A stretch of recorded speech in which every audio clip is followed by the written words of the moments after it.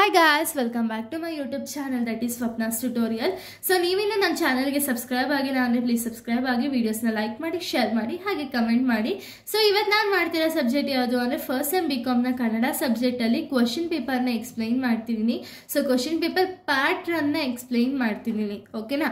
So total ಆಗಿ ನೀವು ಬರೆಯುವಂಥ marks ಎಷ್ಟು ಅಂದರೆ 80 ಮಾರ್ಕ್ಸ್ಗೆ ನೀವು ಆನ್ಸರ್ ಬುಕ್ಲೆಟಲ್ಲಿ ಆನ್ಸರ್ ಅನ್ನೋದನ್ನ ಬರೀತೀರಾ.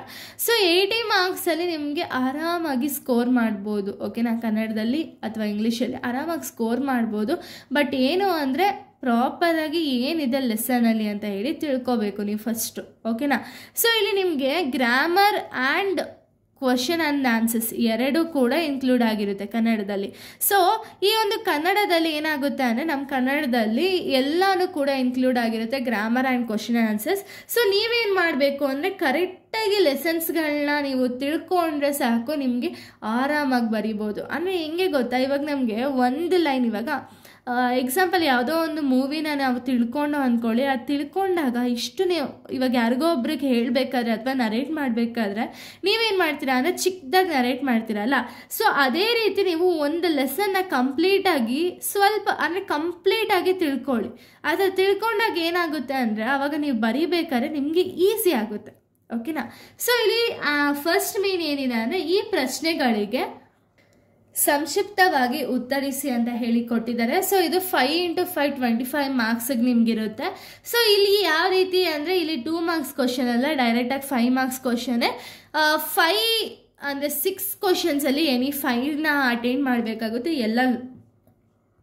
ಎಲ್ಲ ಲಾಂಗ್ ಆನ್ಸರ್ಸೇ ನೀವು ಬರಿಬೇಕಾಗುತ್ತೆ. ಸೊ 5 ಮಾರ್ಕ್ಸ್ ಅಂದರೆ ಒಂದು ಪೇಜ್ವರೆಗೂ ಆದರೂ ನೀವು ಕವರ್ ಮಾಡಿ, ಓಕೆನಾ. ಸೊ ಕವರ್ ಮಾಡಿ ಮೇನ್ ಏನಿದೆ ಅದನ್ನು ಅಂಡರ್ಲೈನ್ ಮಾಡಿ. ಬಿಕಾಸ್ ಅಂಡರ್ಲೈನ್ ಮಾಡಿದಷ್ಟು ನಿಮ್ಗೆ ಯಾವುದೆಲ್ಲ ಮೇನ್ ಸೆಂಟೆನ್ಸ್ ಅನಿಸುತ್ತೋ ಅದನ್ನು ಅಂಡರ್ಲೈನ್ ಮಾಡ್ತಾ ಹೋಗಿ. ಸೊ ಇದರಿಂದ ಏನಾಗುತ್ತೆ ಅಂದರೆ ನಿಮಗೆ ಅಂಡರ್ಲೈನ್ ಮಾಡಿದಾಗ ಅವ್ರಿಗೆ ಗೊತ್ತಾಗುತ್ತೆ ಏನೆಲ್ಲ ಇಂಪಾರ್ಟೆಂಟ್ ಇದೆ ಅನ್ನೋದನ್ನ ಅವರು ನೋಡಿದ ತಕ್ಷಣ ಮಾರ್ಕ್ಸ್ ಕೊಡ್ತಾರೆ. ಸೊ ಅದಕ್ಕೆ ನೀವು ಅಂಡರ್ಲೈನ್ ಮಾಡಿ. ಸೊ ಇದರಿಂದ ಏನಾಗುತ್ತೆ ಅಂದರೆ ನಿಮಗೆ ಬೆನಿಫಿಟ್ ಆಗುತ್ತೆ. ಸೊ ಇನ್ವೆಸ್ಟಿಲೇಟರ್ಗೂ ಕೂಡ ಈಸಿ ಆಗುತ್ತೆ ಆ್ಯಂಡ್ ನಿಮಗೂ ಕೂಡ ಈಸಿ ಆಗುತ್ತೆ. ಸೊ ಅದಕ್ಕೆ ಅಂಡರ್ಲೈನ್ ಮಾಡೋದಂತೂ ಮಾತ್ರ ಮರಿಬೇಡಿ.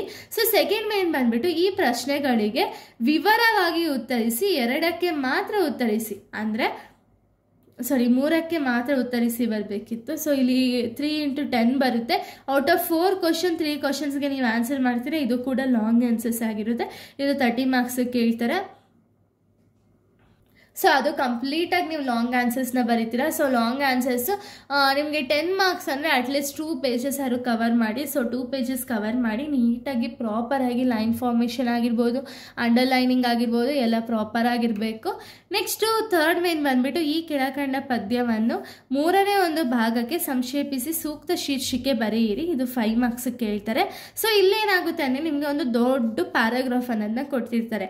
ಈ ಪ್ಯಾರಾಗ್ರಾಫ್ನ ನೀವು ಚಿಕ್ಕದಾಗಿ ಬರೀಬೇಕು. ಈಗ ಆಗಲೇ ಹೇಳ್ದಂಗೆ ಯಾವ್ದಾದ್ರು ಒಂದು ಮೂವಿನ ನೀವು ನೋಡ್ಬಿಟ್ಟು ಯಾರೋ ಒಬ್ರಿಗೆ ಹೇಳ್ಬೇಕಾದ್ರೆ ಎಷ್ಟು ಚಿಕ್ಕದಾಗಿ ನೀವು ಹೇಳ್ತೀರೋ ಅದೇ ರೀತಿ ಇಲ್ಲಿ ಬರಿಬೇಕಾಗುತ್ತೆ. ಇಲ್ಲಿ ಬರೆಯೋಕ್ಕೇನೆ ನಿಮಗೆ 5 ಮಾರ್ಕ್ಸ್ ಕೊಟ್ಟಿದ್ದಾರೆ.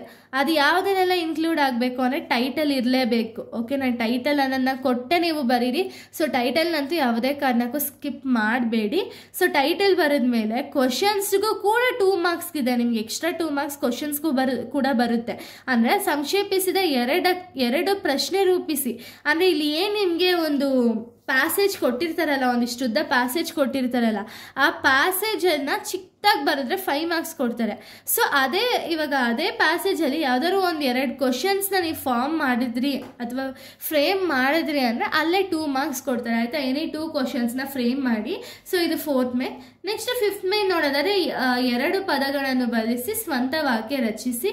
2 × 2 4 ಮಾರ್ಕ್ಸ್. ಸೊ ಇಲ್ಲೇನು ಮಾಡಬೇಕು ಅಂದರೆ ಸ್ವಂತ ವಾಕ್ಯ, ಇವಾಗ ಅವ್ರು ಕ್ವಶನ್ಸ್ನ ಕೊಟ್ಟಿರ್ತಾರಲ್ಲ ಆ ಕ್ವಶನ್ಸಲ್ಲಿ ನಿಮ್ಗೆ ಯಾವ್ದು ಕನ್ವೀನಿಯನ್ಸ್ ಇರುತ್ತೋ ಅದು ಯಾವ್ದಾದ್ರು 2 ತಗೊಂಡು ಸ್ವಂತ ವಾಕ್ಯ ಅಂದರೆ ನಿಮ್ಗೆ ಏನು ವಾಕ್ಯ ಅನಿಸುತ್ತೋ ಆ ವಾಕ್ಯನ ಫ್ರೇಮ್ ಮಾಡಿ. ಸೊ ಅದು 2 × 2 4 ಮಾರ್ಕ್ಸ್ ಇರುತ್ತೆ. ಇನ್ನು ನೆಕ್ಸ್ಟ್ ಮೇನ್ ಬಂದು ಪದಗಳ ಅರ್ಥ ತಿಳಿಸಿ. 1 × 4 4 ಮಾರ್ಕ್ಸ್. 4 ಕ್ವಶನ್ಸ್ ಇರುತ್ತೆ, 4 ನೀವು ಕಂಪ್ಲೀಟಾಗಿ ಬರಿಬೇಕಾಗುತ್ತೆ. ಸೊ ಇಲ್ಲಿಗೆ ನಿಮಗೆ 4 ಮಾರ್ಕ್ಸ್ ಅನ್ನೋದು ಸಿಗುತ್ತೆ.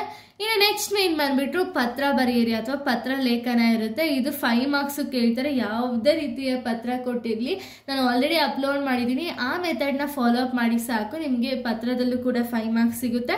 ನೆಕ್ಸ್ಟು ಒಂದೊಂದು ಸರಿ ಉತ್ತರ ಹಾರಿಸಿ ಬರೀರಿ. ಅಂದರೆ ಮಲ್ಟಿಪಲ್ ಚಾಯ್ಸ್ ಕ್ವಶನ್ಸ್ನ ಕೊಡ್ತಾರೆ, 5 ಕ್ವಶನ್ಸ್ನ ಕೊಡ್ತಾರೆ, 5 ಮಾರ್ಕ್ಸ್ ಇರುತ್ತೆ. ಸೊ ಇದಿಷ್ಟು ಕೂಡ 80 ಮಾರ್ಕ್ಸ್ ಕೇಳುವಂಥ ನಿಮಗೆ ಕ್ವಶನ್ ಪೇಪರ್ ಆಗಿದೆ. ಸೊ ಈ 80 ಮಾರ್ಕ್ಸಲ್ಲಿ ನೀವು ಆರಾಮಾಗಿ ಸ್ಕೋರ್ ಮಾಡ್ಬೋದು. ಹೆಂಗೆ ಅಂದರೆ ನಿಮಗೆಲ್ಲನೂ ಪ್ರಾಪರಾಗಿ ಗೊತ್ತಿದ್ರೆ ಮಾತ್ರ.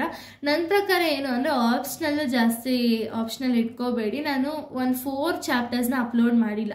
ಸೊ ತುಂಬ ಜನ ಕೇಳ್ತಿದ್ದೀರಾ ಈ 4 ಚಾಪ್ಟರ್ಸ್ನ ಅಪ್ಲೋಡ್ ಮಾಡಿ ಅಂತ. ಬಟ್ ಈ 4 ಚಾಪ್ಟರ್ಸ್ ಸ್ವಲ್ಪ ಕಷ್ಟ ಇದೆ, ಓಕೆನಾ.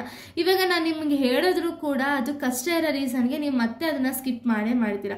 ಸೊ ಅದಕ್ಕೆ ಯಾವುದೆಲ್ಲ ಈಸಿ ಚಾಪ್ಟರ್ಸ್ ಇದೆಯೋ ಈಸಿ ಚಾಪ್ಟರ್ಸ್ನೆಲ್ಲ ನಾನು ಆಲ್ರೆಡಿ ಅಪ್ಲೋಡ್ ಮಾಡಿದ್ದೀನಿ, ಓಕೆನಾ. ಸೊ ಈ ಚಾಪ್ಟರ್ಸ್ನ ಓದ್ಕೊಳ್ಳಿ ಸಾಕು ನಿಮ್ಗೆ. ಅದರಲ್ಲೇ ಇವಾಗ 4 ಚಾಪ್ಟರ್ಸ್ನ ಆಪ್ಷನಲ್ ಇಟ್ಕೊಂಡ್ರೆ ಸಾಕು. ಇನ್ನು ಮಿಕ್ಕಿದ ಚಾಪ್ಟರ್ಸಲ್ಲೇ ನಿಮಗೆಲ್ಲ ಕ್ವಶನ್ಸು ಸಿಗುತ್ತೆ. ಇಲ್ಲ ನಾನು ಓದ್ತೀನಿ ಅಂದರೆ ಒಂದ್ಸತಿ ರಿವೈಸ್ ಮಾಡಿಕೊಂಡು ಸಮರಿನ ಓದ್ಕೊಂಡು ಹೋಗಿ. ಬಿಕಾಸ್ ಅಕಸ್ಮಾತ್ ಏನಾದ್ರು ಆ ಕ್ವಶನ್ಸ್ ಅಂದರೆ ಆ 4 ಲೆಸನ್ ಆಪ್ಷನಲ್ ಏನು ಇಟ್ಕೊಂಡಿದ್ದೀವೋ ಅದರಲ್ಲೂ ಕೂಡ ಜಾಸ್ತಿ ಕೊಟ್ಬಿಡ್ತಾರೆ. ಸೊ ಆ ಚಾನ್ಸಸ್ಸು ಕೂಡ ಇರುತ್ತೆ. ಸೊ ಅದನ್ನು ಕೂಡ ಒಂದ್ಸತಿ ನೋಡ್ಕೊಂಡು ಹೋಗಿರಿ. ನಿಮ್ಗೆ ಅಕಸ್ಮಾತ್ ಬೇಕೇ ಬೇಕು ಅಂದರೆ ನಂಗೆ ಒಂದ್ಸತಿ ಕಮೆಂಟ್ ಹಾಕಿ ಎಕ್ಸಾಮ್ ಅಷ್ಟಲ್ಲಿ ಮಾಡಿಕೊಡ್ತೀನಿ ಆ ಒಂದು ಲೆಸನ್ಸ್ಗಳನ್ನೂ ಕೂಡ. ಸೊ ಇಲ್ಲಿಗೆ ಒಂದು ಕನ್ನಡ ವಿಡಿಯೋ ಅನ್ನೋದು ಕಂಪ್ಲೀಟ್ ಆಗುತ್ತೆ. ಸೊ ಎಲ್ಲರಿಗೂ ಆಲ್ ದ ಬೆಸ್ಟ್. ನಿಮ್ಮ ಎಕ್ಸಾಮ್ಸ್ನ ಚೆನ್ನಾಗಿ ಬರೀರಿ. ಆಲ್ರೆಡಿ ಇಂಪಾರ್ಟೆಂಟ್ ಕ್ವಶನ್ಸ್ನೂ ಕೂಡ ಅಪ್ಲೋಡ್ ಮಾಡಿದ್ದೀನಿ. ಸೊ ಎಲ್ಲರಿಗೂ ಆಲ್ ದ ಬೆಸ್ಟ್. ಚೆನ್ನಾಗಿ ಎಕ್ಸಾಮ್ ಬರೀರಿ. So thank you guys, thanks for watching.